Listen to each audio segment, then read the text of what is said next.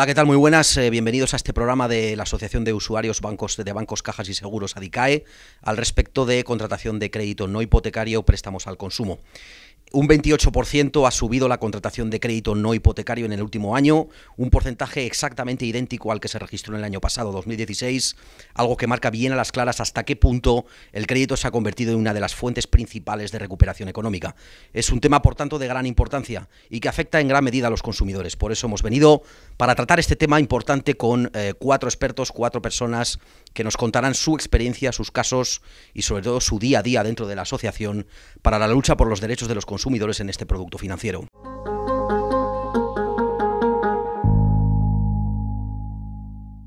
Tengo aquí a mi derecha a Javier Montero, que es técnico de ADICAE, técnico de proyectos. Muy buenas, Javier, ¿cómo estás? Buenas tardes, gracias por invitarme. ¿Qué tal, Leonardo? Tenemos un socio de ADICAE, una de las personas afectadas por este repunte de los créditos. ¿Cómo estás, Leonardo? Bien, muchas gracias por invitarme. Aquí a mi izquierda tengo a Jesús Díaz, abogado de los servicios jurídicos de ADICAE. Muy buenas, Jesús. ¿Qué tal? ¿Cómo estamos? Muy bien. Un placer teneros a todos por aquí. Al extremo de la izquierda tengo a Iván Llorente, que también es técnico de proyectos de ADICAE. ¿Cómo estás? Muy buenas. Hola, buenas tardes. ¿Qué tal? Todos ellos nos ilustrarán un poquito de cómo está evolucionando el mercado de los créditos al consumo, el mercado de los préstamos en España, un mercado que realmente está repuntando de la crisis. Es uno de los motores del consumo interno en España y es uno de las fuentes de abuso y de las fuentes de problema más importantes que están registrando los consumidores en la actualidad. Aquí quiero que Javier Montero nos explique un poquito cómo está la cosa, porque parece que es uno de los problemas que más se están detectando en ADICAE, en la asociación, en los últimos tiempos. Bueno, gracias, Tomás. Sí, bueno, efectivamente, quizás no sea el tema que más tocamos desde ADICAE, ¿no? Centrados un poco más en el ámbito hipotecario, como todos ya saben, pero desde luego, sin duda, el mercado de crédito no hipotecario, que es uno de los temas que tratamos este año en el proyecto que estamos llevando a cabo desde la asociación, pues qué duda cabe que es muy importante. El repunte que está habiendo, desde luego, por el crédito no hipotecario se debe sobre todo a la proliferación de las empresas que está habiendo en el sector. Y proliferan las empresas porque no existe tampoco una recuperación económica que se esté viendo en las familias, ¿no? Ese sobreendeudamiento familiar está aumentando, las empresas saben que al público al que se tienen que dirigir, y que duda cabe que el recurso al crédito, aunque nunca hemos criticado el crédito se puede utilizar siempre que se utilice críticamente y de forma razonable, ¿no? Y no haya abusos en el crédito y no se convierta en una trampa, pero desde luego cuando tenemos que recurrir al crédito tenemos que saber también que es un mecanismo muy grande para endeudarse y que hay muchísimas trabas en cuanto a esto. Eso las empresas lo saben y desde luego lo que buscan es ofrecer crédito, que luego hablaremos, supongo que da publicidad, a todo el mundo, ¿no? Tan es así que la tasa de ahorro en España está en el 6,5%, es la menor tasa de los últimos 10 años. Eso significa que la gente está recurriendo al crédito porque no tiene renta disponible para poder financiar el consumo que se está registrando. Jesús, ¿qué modalidades tenemos de créditos no hipotecarios? Bueno, pues en principio tenemos lo que es el crédito personal, que se utiliza, bueno, el personal, que también tiene una modalidad que es el preconcedido. Estoy seguro de que todo el mundo hemos recibido en casa pues alguna notificación de nuestro banco en el que nos conceden, sin haberlo solicitado, un préstamo pues de un importe de 2.000 euros, de 20.000 euros, en fin, cada cual podemos pensar, qué alegría, me están concediendo un crédito. Realmente hay que tener cuidado con este tipo de ofertas porque es la añagaza que encontramos, que encuentra la banca para vincularnos con créditos indeseados. Por eso se trata, como bien decía el compañero, de ser un poco crítico y responsable, ¿no? Saber si realmente tenemos que acceder o no al uso de este tipo de créditos. Y luego, mucho cuidado, estos son muy peligrosos y están muy de moda, los créditos rápidos. Estamos viendo continuamente información relativa a en 10 minutos te hemos concedido un crédito. Bueno, usted lo que está despertando es mi voracidad de consumo de créditos y demás. Yo a lo mejor estaba tranquilo. Y los microcréditos son estos créditos pequeñitos de incluso menos de 200 euros que muchas veces nos dan pues para un capricho quizá. Hay que ver si el crédito lo vamos a destinar a un bien que es necesario o es absolutamente superfluo, porque de estos créditos vamos a hablar seguro más tarde. Son créditos bastante peligrosos.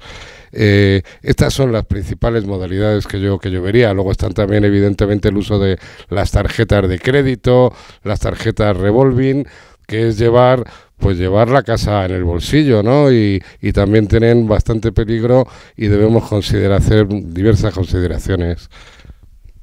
Leonardo, tarjetas de crédito, ¿es tu caso? Cuéntanos un poquito para avanzar.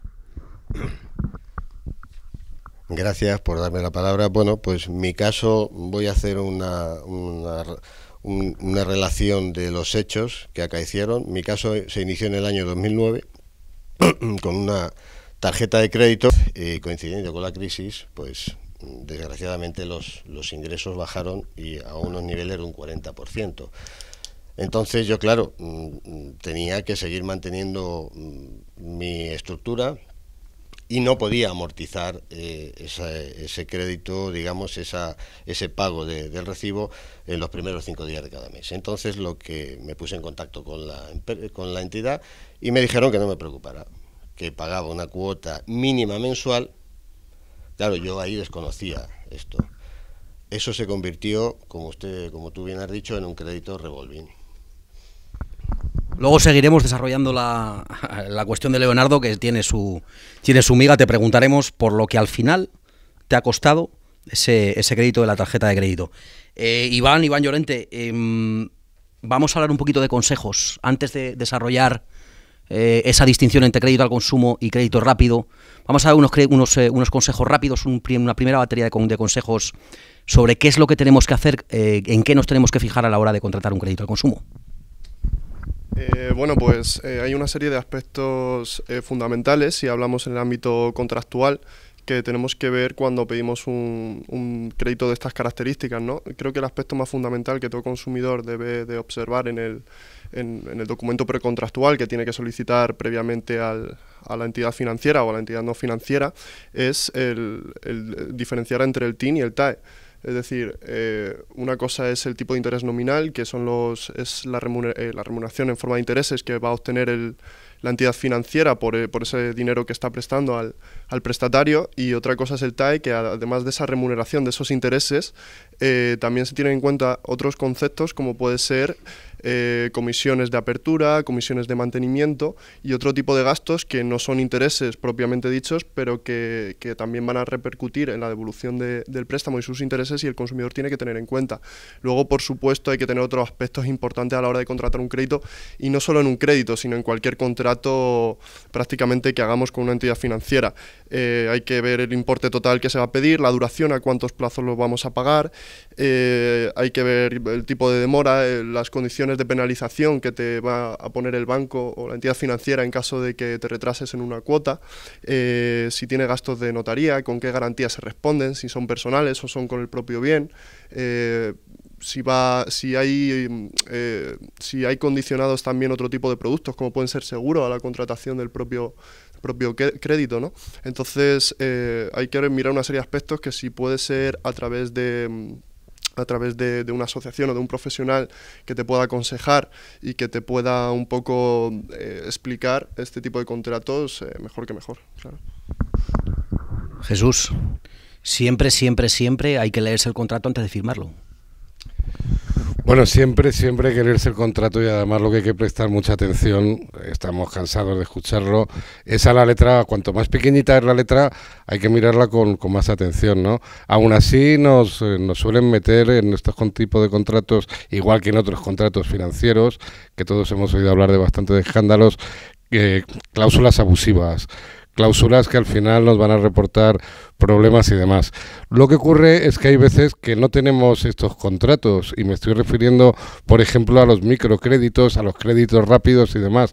Los estamos contratando por teléfono, los estamos contratando por internet, nos han dicho que los pidamos, que en 10 minutos nos los conceden, y los pedimos por teléfono y no tenemos una información fiable.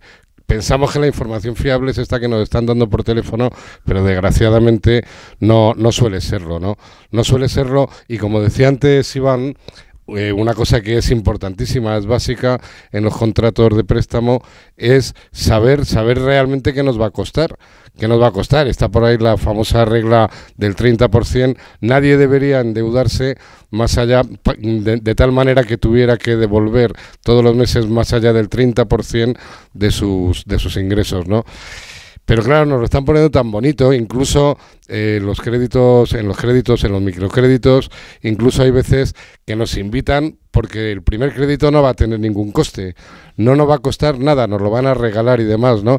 Esto es muy alejado de la realidad, simplemente las primeras comisiones ya pueden representar un 16% de remuneración, ¿no?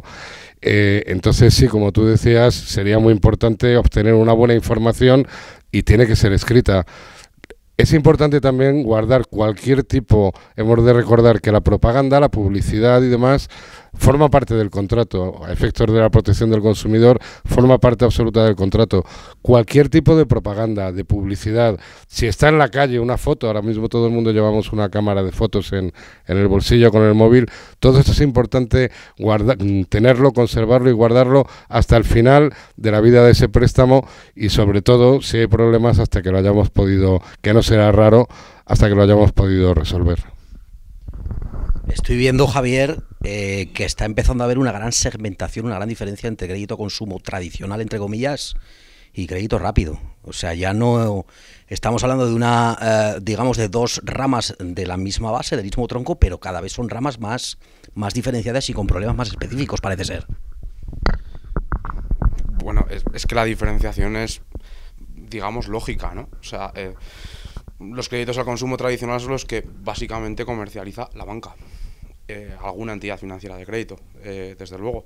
Los créditos al consumo, son comercializados en su mayoría por empresas mercantiles, ¿no? Chiringuitos financieros que a lo que se dedican básicamente es a captar la atención al consumidor, como he dicho en mi primera intervención, con prácticas muy agresivas, incluso crean la necesidad al consumidor de tener que recurrir al crédito por algún imprevisto o por algún acontecimiento incluso que se espera, como una boda, por ejemplo, ¿no? Crédito tienes y cuando te casas, por ejemplo, ¿no? Son peligrosos en ese sentido. Y hay un repunte, lógicamente, también a colación de lo que he dicho en mi primera intervención, pues porque las empresas que se dedican a este sector, aparte de que no están supervisadas y no existe una regulación específica que pueda, digamos, ponerles un poquito de freno en los abusos que se cometen, campan a sus anchas precisamente por la demanda, digamos, de este crédito en las familias que quieren recurrir porque tienen menos recursos económicos, ya sea por cualquier motivo, ¿no? Entonces, ese es el motivo principal de la proliferación en el crédito, sobre todo del crédito rápido y en los microcréditos. Pero quizás no había que echarle la culpa a los consumidores que lo contratan, quizás tendríamos que empezar a echarle la culpa a la regulación y a los mecanismos de supervisión que existen para que el Estado sea capaz también de regular y de prohibir este tipo de créditos cuando no vas a ser capaz de devolverlos. La evaluación de solvencia creo que en este caso es fundamental. Jesús, porque tenemos debe en regulación de créditos rápidos y yo te diría también de créditos al consumo tradicionales. Tenemos un debe importante y además aquí tenemos que decir desgraciadamente que España vuelve a no ser la pionera en la protección de los consumidores también en este sector, en este ámbito de los créditos, ¿no? En cuanto a los créditos, microcréditos, créditos rápidos y tal, es evidente, lo ha estado comentando ahora mismo Javier. Para empezar, pues carecen de regulación, no tenemos unas comisiones máximas, no tenemos unos intereses máximos. Aquí tenemos que decir que en el ámbito de la Unión Europea, bueno, ahora ya no es de la Unión Europea tanto, pero tenemos al Reino Unido, donde tomó la iniciativa el equivalente al Banco de España, el regulador, el supervisor financiero, y regula este tipo de créditos, ¿no? En este sentido, pues también en Estados Unidos, la mayoría de me parece que son 32 estados o 36 de los Estados Unidos, también efectivamente tienen reguladas las comisiones máximas y demás. Australia, en fin, son muchos los países. Nosotros nos volvemos a encontrar un poco en el furgón de cola Tomás, desgraciadamente. Y luego, pues es que también tenemos, a nivel legislativo, también tenemos otras carencias muy importantes, como es, por ejemplo, el tema de a quién reclamo yo, a quién reclamo, dónde reclamo. Bueno, pues tenemos los servicios de atención al cliente cuando se trata de entidades financieras, porque luego hay prestamistas, los que podríamos llamar un poco los usureros, efectivamente no están regulados en absoluto. Estos no tienen ningún tipo de servicio de atención al cliente. Muchas veces no sabemos dónde está, en qué país reside aquel que nos ha prestado. Y nos encontramos con que a quien únicamente podemos reclamar es a ellos mismos o por medio de un sistema de arbitraje cuyo sometimiento tampoco es obligatorio. En cuanto al tema financiero, los préstamos financieros, tampoco estamos en una situación boyante, por cuanto también lo ha recogido antes Javier, nos podemos dirigir al Banco de España, que es el supervisor, pero el Banco de España va a emitir un dictamen que no es vinculante y además en un plazo que a lo mejor va a ser de 6, de 7, de 8 meses. No estamos en la mejor posición. Y no tenemos más, falta de regulación, falta de supervisión, falta de procedimientos de reclamación extrajudicial. La verdad es que el panorama no es para nada halagüeño. No es nada halagüeño. Vamos a pasar al segundo bloque del debate. Ya veis que el panorama no es ni mucho menos el más adecuado para un país que necesita del crédito para la recuperación económica, y hablaremos a partir de ahora, vamos a empezar a hablar de casos prácticos. Vamos a ver sobre la práctica del día a día, sobre el día a día, qué es lo que nos estamos encontrando en Adicae con este tipo de créditos y con este tipo de ofertas crediticias.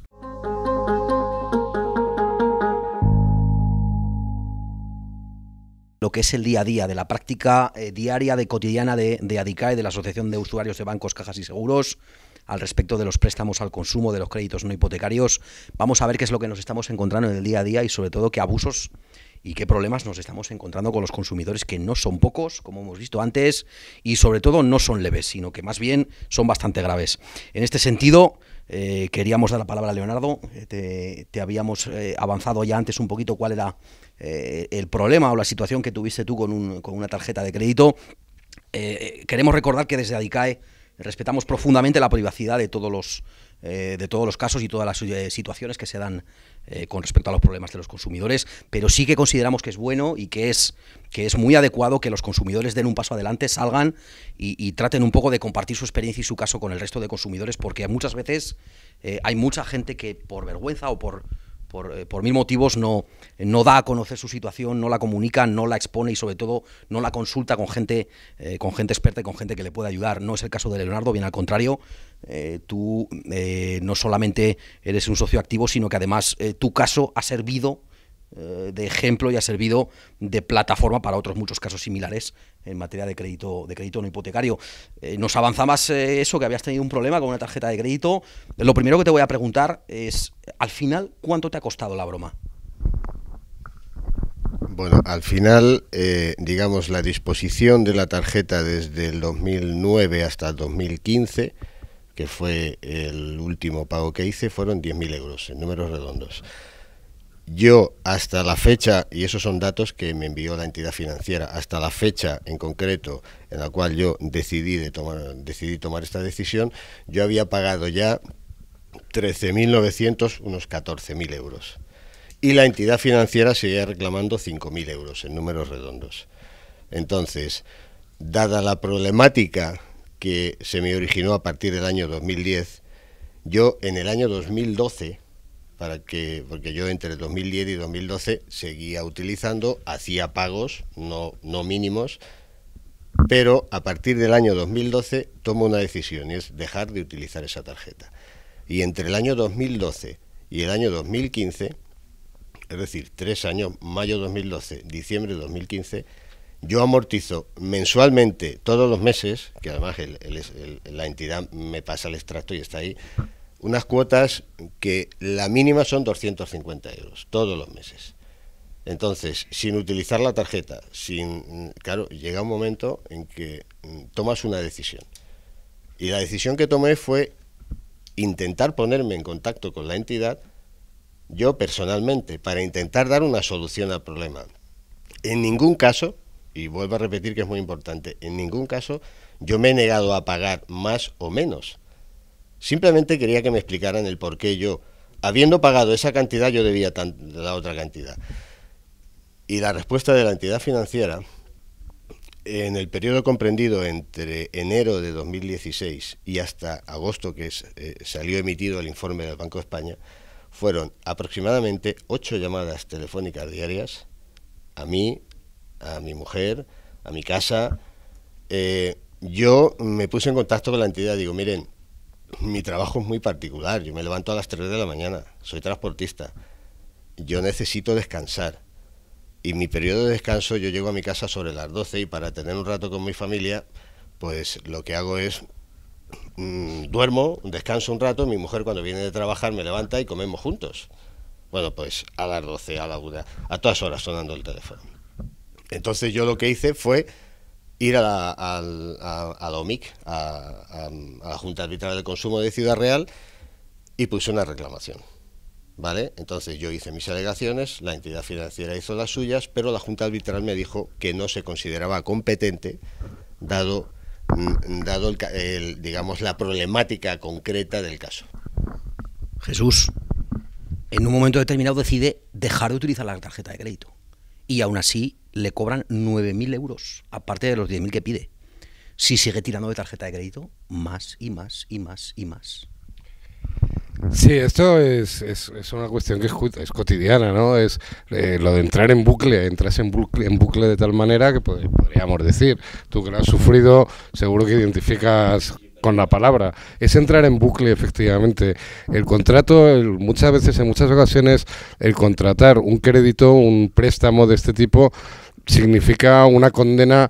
Pues no, estamos viendo el caso de Leonardo y realmente aquí en la DICAE yo creo que no nos asombra a ninguno, pero realmente sí es para asombrarse que por haber dispuesto de una cantidad que has contratado y que estás pagando religiosamente no te puedas liberar jamás del pago, ¿no?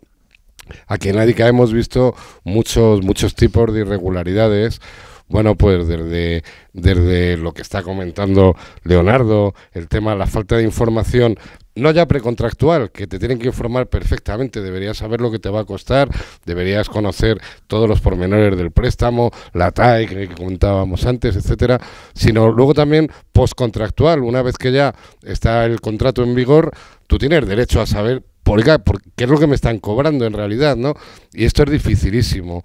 Hacemos muy bien, Leonardo, en acudir a la SOMIC, en acudir a las asociaciones de consumidores a que nos informen y demás, y reclamar. Son múltiples las irregularidades, Tomás. Las TAEs abusivas, comisión de pagos abusivas, situaciones de acoso telefónico, que también nos ha referido, o personal, incluso por medio de compañías especializadas. Ahí la recomendación es acudir, además de a OMICs, acudir a comisarías. Es acudir a comisarías y denunciar ese acoso a que nos vemos sometidos, que nos está perturbando en nuestra vida habitual y en nuestro trabajo, nos está perjudicando notablemente. Yo creo que Leonardo es uno de los consumidores que lo ha hecho bastante bien, y esa es la recomendación, no aquietarse, reclamar y reclamar hasta conseguir una solución. Leonardo, ¿qué pasó con el procedimiento extrajudicial? ¿Fuiste a la OMIC? ¿Llegaste incluso a la Junta Arbitral? ¿Qué ocurrió? Pues como he dicho anteriormente, la Junta Arbitral no se consideró competente dada la particularidad del caso y me deriva al Servicio de Atención al Cliente del Banco de España. Claro, era mi decisión, es decir, el arbitraje acababa ahí, entonces yo dije, yo tengo que seguir adelante con esto. Me puse en contacto en la página web del Banco de España, el Banco de España me mandó una información, yo la rellené. Esto estamos hablando de aproximadamente febrero de 2016, y en marzo de 2016, una vez que envío toda la documentación que yo había adjuntado a la Junta Arbitral, el Banco de España, el Servicio de Atención al Consumidor, da trámite a mi reclamación y emite un fallo, en agosto de 2016. Y si queréis os digo lo que dice el Banco de España. Queréis, ¿no? Bueno, pues el Banco de España primero, tasa de mala práctica bancaria a la entidad financiera, lo primero que le dice. En segundo lugar, le dice que, salvo error u omisión, la tasa que me han cobrado de tipo de interés es superior en aproximadamente un 2% sobre el tipo máximo legal permitido para ese tipo de operaciones. En tercer lugar, yo cuando contraté la tarjeta, era una tarjeta que se utilizaba para el repostaje de vehículos.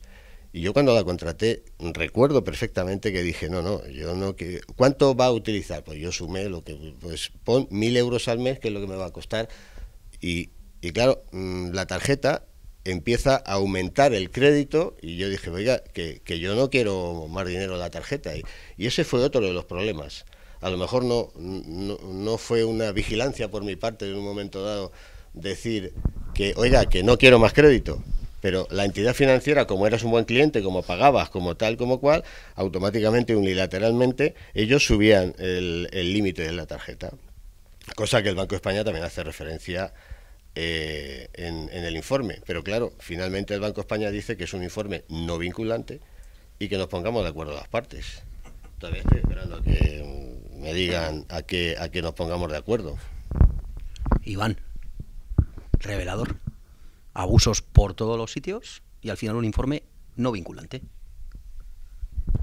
Sí, este es el sistema de reclamación español ahora mismo. Los informes del Banco de España que emite las resoluciones no son vinculantes y creo que el porcentaje de las empresas que acata estas resoluciones está en torno a un 20, un 30%, si no me equivoco.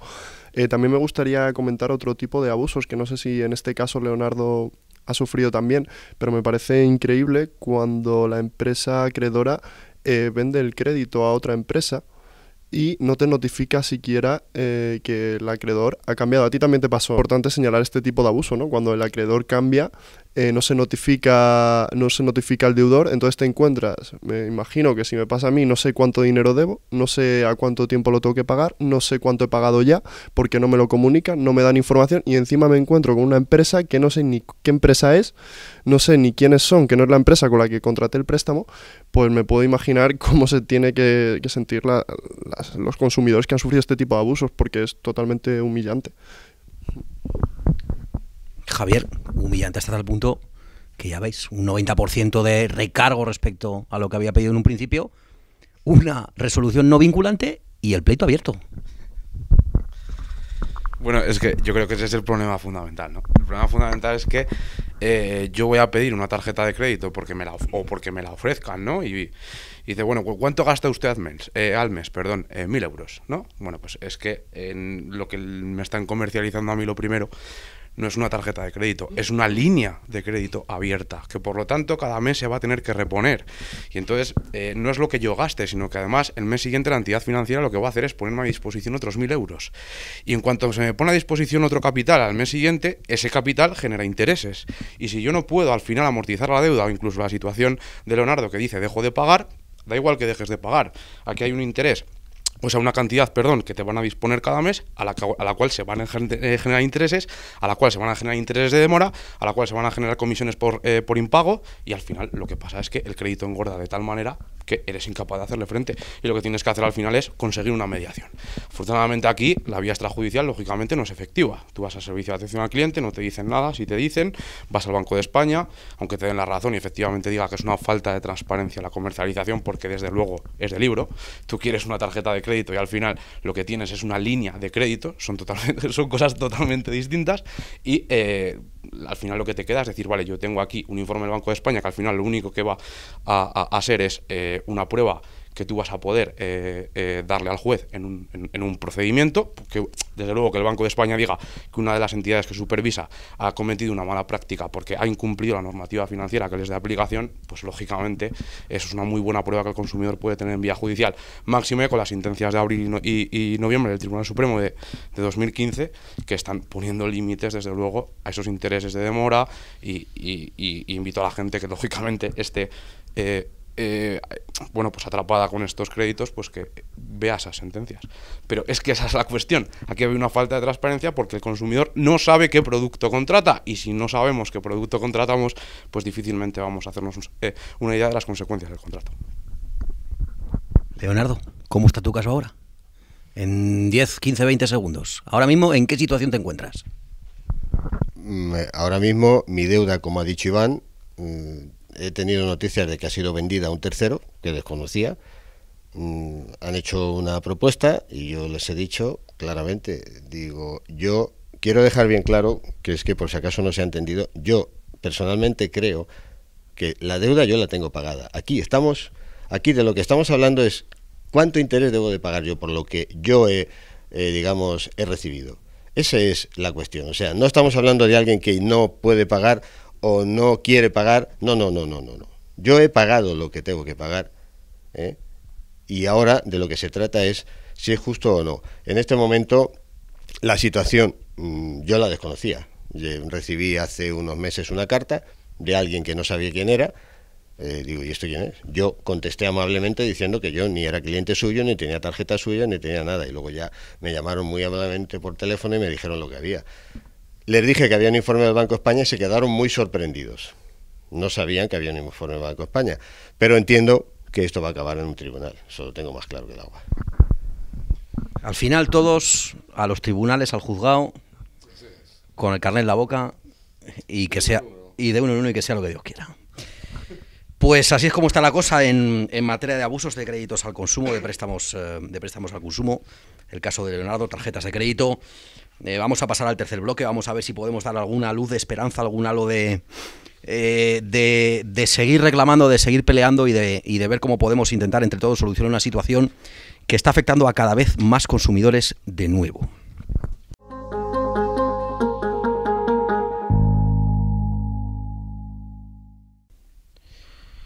Vamos a ver si podemos dar un poquito de esperanza y sobre todo una vía, un carril para poder dar solución a todos estos abusos, a todos estos problemas que estamos atestiguando que nuestro compañero, nuestro socio Leonardo nos está contando, y sobre todo que Javier, Iván y Jesús nos están relatando de manera profunda a través del día a día, de la práctica cotidiana y de todo lo que vienen viviendo a través de la acción que hacen en Adicae.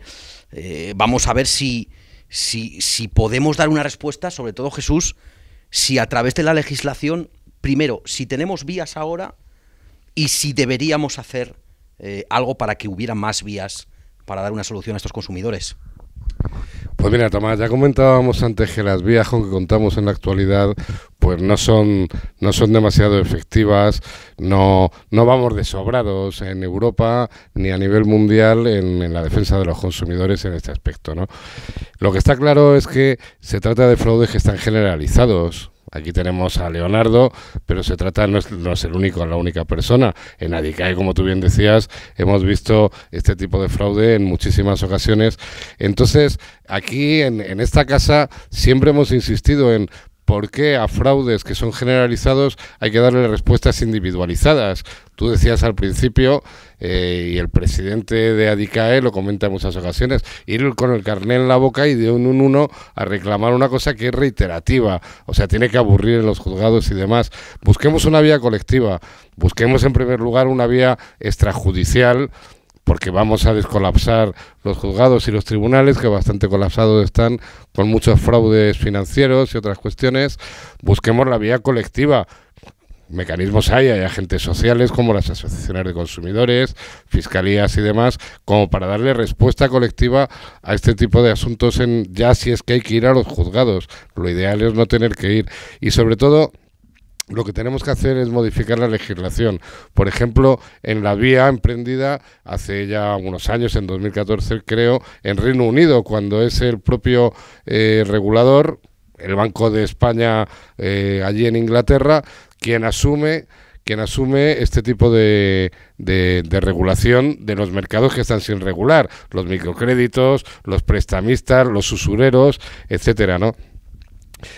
Por otra parte, también hay que recordar, me parece que fue en una convención, en unas jornadas que organizó Adicae en 2015, cuando se señaló por parte de representantes de la CNMV y de Banco de España que estaban allí, estaban invitados, eran ponentes, eran intervinientes en estas jornadas, la necesidad de dotar a este tipo de organismos de una potestad de poder emitir resoluciones, pero que sean resoluciones vinculantes. De nada nos vale lo que le ha ocurrido a Leonardo, en el que reconocen que es una mala práctica y dicen, bueno, ahora usted con este informe en el que decimos que es mala práctica, arrégleselo, apáñeselas, ¿no? Mecanismos, fomentar mecanismos como la mediación y demás, de mediación de agentes responsables, como son verdaderamente las asociaciones de consumidores, y así demostró, por ejemplo, ADICAE hace ya bastantes años en un asunto en el que se había concedido créditos sin que lo supiera el consumidor, créditos para poder dar clases de inglés y demás. Es el asunto famoso de clases de inglés, hace tiempo, varias academias, y luego como no prestaban estos servicios, desaparecían las academias de inglés, desaparecían del SENA, pero el consumidor se quedaba con esa deuda frente a unas entidades financieras que le reclamaban y tampoco atendían, a mí no me han dado las clases. Bueno, ahí la mediación de ADICAE pues solucionó, palió con mucho este tipo de situaciones. Porque hay que reclamar. Hay que dejar, hay que dar un volumen, un cajón lleno de reclamaciones de tipo si queremos, pero sobre todo que estén clasificadas temáticamente, que den pie a un cuerpo jurídico que luego sea suficientemente importante como para que un juzgado lo lleve de manera colectiva. Javier, ¿cómo reclamamos? ¿Cómo empezamos? ¿Cómo damos ese primer paso? Bueno, yo es que creo que Jesús ha dado con la tecla de este problema. Creo que la regulación, desde luego, en esta materia es insuficiente. Hay muchas leyes. Tenemos la ley de crédito al consumo, tenemos la ley de consumidores y usuarios, tenemos el Código Civil, pero es que aquí hay en diferente cuantía tenemos que acudir a una ley y tenemos que acudir a otra, el consumidor no sabe dónde ir, los microcréditos ya es la jungla, y directamente, ¿cómo solucionar estos problemas cuando existen ya problemas? Bueno, pues cuando existen ya problemas lo que hay que hacer es, un consumidor es pequeño si se enfrenta ante una entidad financiera, pero cuando a un consumidor tiene un problema y otro tiene otro problema y se asocian y van juntos mediante una acción colectiva a defender abusos que son generalizados, como dice Jesús, pues entonces es donde será más fuerza. Judicialmente, pues no abogamos por esa solución. Los juzgados están colapsados. ¿Qué tenemos que hacer? Pues crear mecanismos extrajudiciales que sean efectivos. No hay ninguna entidad financiera de este sector que esté adherida a arbitraje de consumo. ¿Por qué? Pues a lo mejor tendremos que buscar una respuesta ahí. Si tenemos un Banco de España que tiene que regular a entidades financieras y a establecimientos financieros de créditos, y después tenemos a empresas mercantiles que ofrecen créditos rápidos y microcréditos, y que ni siquiera están bajo la supervisión del Banco de España, que ya son el Departamento de Consumo de las comunidades autónomas, y las resoluciones que se emiten en ambos casos no vinculan para nada, entonces ¿para qué sirven esos reguladores?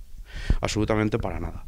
La efectividad ante los abusos es crear una legislación que dote de eficacia a los organismos supervisores en esta materia. Luego ya podemos hablar de la prevención, que supongo que hablaremos y que es muy importante, y que los consumidores sepan a lo que se enfrentan cuando contratan estos productos, que no es como ir a comprarte un paraguas, por ejemplo, ¿no? Entonces, yo creo que ahí Jesús está en lo cierto y sobre todo, insistir al consumidor en que cuando contrate estos productos, prevenir los abusos se podrá hacer y se podrá ir contra los abusos de manera colectiva y eficazmente, pero también tenemos que dar una gran importancia a la información precontractual y a que el consumidor sepa dónde está yendo. Disculpa, Tomás, es que además, en línea con lo que acaba de comentar Javier, la vía judicial en estas cuestiones que muchas veces, no es el caso de Leonardo, por ejemplo, pero muchas veces son pequeñas cuantías de dinero, pero no olvidemos que son para cada afectado cuantías muy grandes. De hecho, a lo mejor está recurriendo a un crédito de 500 euros, de 1.000 euros. Entonces, el que le engañen en cantidades de 400, de 500 euros, es una barbaridad para él. Pero la vía judicial muchas veces no se revela efectiva por cuanto el ciudadano, el consumidor medio, no suele acudir a un juzgado por una cuantía de 500 euros. Y si son superiores te obliga a incurrir en un gasto de procurador, de abogado. En fin, yo soy abogado y evidentemente vivo de mi profesión, pero es profundamente injusto que muchas veces se veda el acceso a los tribunales, la tutela judicial efectiva, porque hay personas que no pueden hacer frente a este tipo de gastos. De hecho, piden este tipo de créditos tan pequeñitos. Efectivamente, Iván. Prevención e información para evitar ese embudo y ese colapso judicial en el caso de que tengamos abusos. ¿Qué deberíamos hacer al respecto? ¿Cómo estamos en España? ¿Crees que somos plenamente conscientes de lo que firmamos y estamos suficientemente informados acerca de este mercado? Bueno, aquí veo un problema principal.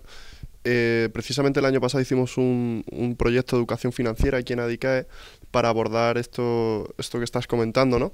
En España sí que es verdad, sobre todo a partir de la crisis en la cual se firmaron y se vendieron muchos productos tóxicos, sí que es verdad que la gente empezó a tomar conciencia de lo importante que era tener educación financiera y saber lo que firmas y tener un nivel de conocimiento en temas financieros para que estas estafas y estos productos tóxicos no te afecten, ¿no? El problema principal que personalmente veo, diría a nivel nacional, pero creo que a un nivel europeo y en todo el mundo, es que actualmente el modelo económico que tenemos empuja al consumo, empuja a un consumo irresponsable, a un consumismo, empuja a enseñarnos conceptos desde que estamos en la escuela, como invertir, inversión, rentabilidad, nos enseña conceptos, todo el mundo sabe lo que es una startup o una fintech, son los conceptos que el modelo económico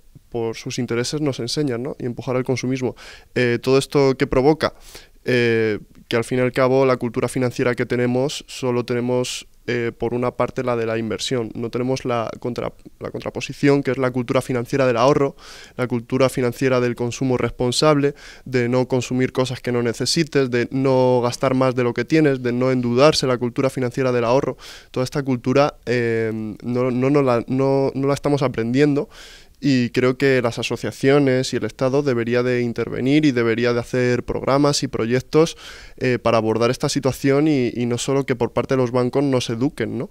Si esto se consiguiese, creo que podríamos resolver parte del problema. Ahora bien, y esto es muy importante, no se puede transferir la responsabilidad de que se venda un producto tóxico a un consumidor porque éste tenga conocimientos. Es decir, en las preferentes se decía, no, es que la gente sabía lo que se estaba firmando, o al pedir un crédito, no, es que sabe lo que está firmando. Por mucho conocimiento que tenga un consumidor, no se le puede transferir la responsabilidad. Siempre tiene que haber un Estado que regule, que legisle y que evite que estos fraudes se lleven a cabo, ¿no? Es un equilibrio que tiene que haber entre educación financiera e intervención legislativa. Javier, más sobre prevención. En el día a día, y te estoy hablando en la puerta del banco, en la puerta de la entidad financiera, en la página web, en el paso justo antes de contratar el préstamo, el crédito, ¿qué debemos hacer? Bueno, yo sé cuando me quiero comprar un coche lo que hago es ver varios. Entonces cuando yo necesito crédito, lo que tengo que hacer es comparar. Si en la publicidad, como ha dicho Jesús, por supuesto es vinculante y tenemos que tenerla en cuenta. Y si existe, si yo contrato una cosa y me dicen, pues mira, es decir, si la publicidad me dice un tipo de interés y después contrato y al final me pasa la cuota y es otra, pues lógicamente voy a poder reclamar ese abuso, ¿no? Eso es a lo que me refiero. Lo que tiene que hacer el consumidor es leerse el contrato, comparar entre... y los contratos normalmente la gente no los suelen, casi no los entiendo ni yo. Directamente cuando leo un contrato de este tipo, lo que tiene que hacer es comparar sobre todo lo que existe en el mercado, ver otras vías de financiación. No tiene por qué tampoco ser un banco al uso, puede haber otras vías de financiación, hacer una planificación del ahorro, saber si yo voy a poder pagar ese crédito o no voy a poder pagarlo, y después ya tendremos los deberes de la entidad financiera, que como ya hemos dicho y es fundamental, se debería de tener un control de solvencia antes. Yo tengo que saber si esa persona, si me va a dar el crédito, me lo va a poder devolver. Y no vale que yo le enmascare el tipo de interés que le voy a tener que exigir mes a mes, cuota a cuota, mediante productos vinculados o etcétera, etcétera, de cláusulas que al final lo que hacen es engordar el crédito, enmascarar la TAE con otras cosas. Eso es algo que nosotros tenemos que saber y nosotros no lo vamos a saber solos. Si nos vamos a expertos, nos vamos a asociaciones de consumidores, nosotros por supuesto que en la asociación, en nuestro servicio de orientación, damos este tipo de información a los consumidores para que no estén solos ante este problema. Es fundamental hacer eso, comparar, saber dónde tenemos que ir a pedir esa financiación que queremos y no aventurarnos antes de saber lo que efectivamente se va a firmar. Jesús, a modo de titular, ¿tenemos posibilidades de reclamación ahora mismo? ¿Hay posibilidades de tener éxito en reclamaciones ahora mismo? Las posibilidades son escasas y es deseable una reforma legislativa para dotar al consumidor de una protección que realmente se pueda calificar como tal, que sea eficaz y que además sea rápida, porque como hemos dicho antes, se puede demorar 6-8 meses contraviniendo la norma, un simple dictamen en el que el Banco de España te pueda decir que se ha incurrido en mala práctica y que no sea vinculante. La conclusión tiene que ser negativa nuevamente. No tenemos grandes posibilidades en este momento, pero no podemos tirar la toalla, tenemos que reclamar y llenar ese cajón que decías tú antes, llenarlo de reclamaciones para ver si alguna vez se puede coger el cajón e ir todos juntos a terminar con este tipo de abusos. Y romper la mesa de los juzgados. Leonardo, 19.000 euros en total. ¿Cómo te ha afectado esto en tu vida cotidiana? ¿Qué has tenido que dejar de hacer para atender a un préstamo abusivo? Pues he tenido que dejar de hacer muchas cosas, evidentemente. He perdido un poco de calidad de vida, porque la máxima mía es, yo si debo algo lo tengo que pagar, de una manera u otra. Nadie tiene culpa de que yo ganara menos dinero, nadie tiene culpa de que los autónomos durante la crisis pues fuimos uno de los colectivos más afectados, porque, bueno, pues que se te vaya tus ingresos un 40% significa que tu estructura de tu casa pues se te desmorona. Entonces, pues sí me afectó, claro. Gracias a Dios, pues entre mi mujer y yo hemos ido sacando esto adelante, seguimos trabajando, que es importante, no hemos dejado de trabajar, y hemos ido pagando. ¿Que esto acabará, el contencioso acabará en el juzgado? Pues que acabe. ¿Que el juez decide lo que decida? Pues lo acataré y ya está. Pero creo que como consumidor, pues he hecho, creo que lo que tenía que hacer. Y es plantarle cara a un gigante, ¿no? Como David y Goliat, ¿no? Plantarle cara y decirle, oiga, que esto no es así. Y el Banco de España nos ha dado, a mí me ha dado la razón. Pero bueno, no es vinculante.